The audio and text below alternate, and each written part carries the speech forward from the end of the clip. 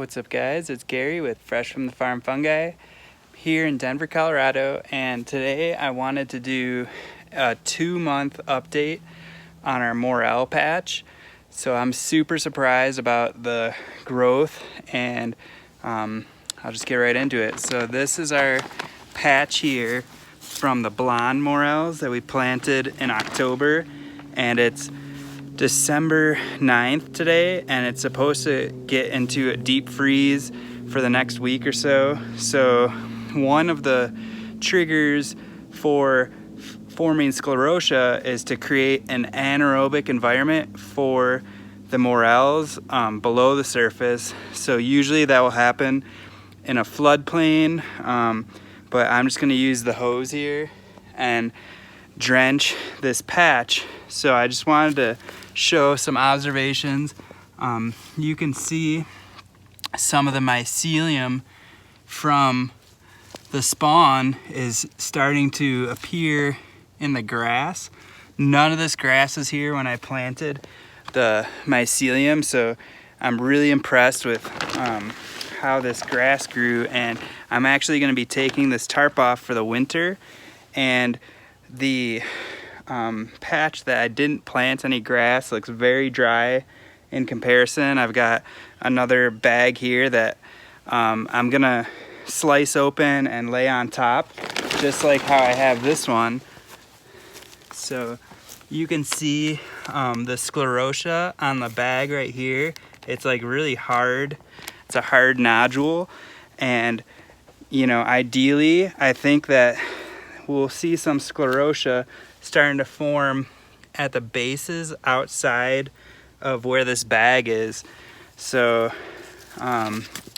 you can see the really nice foliage here, and I'm trying to mimic the natural area with all this grass and leaf litter, and it just looks really healthy, like a nice little micro environment. So you can see some of the mycelium right here, and my hopes that if I drench it, then perhaps at the edge of where this grass is, we'll see some really nice sclerotia forming over the winter.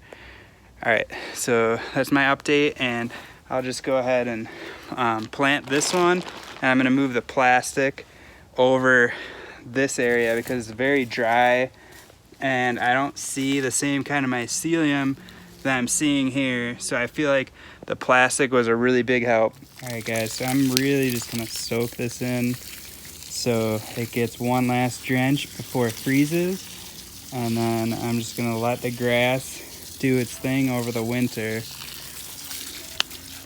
So as that's running over there, I just want to go through this. There is a little bit mycelium that's starting to form, but it's nowhere near as apparent where the plastic was laying on the ground. So I'm going to use this last bag here and then put the plastic over the top.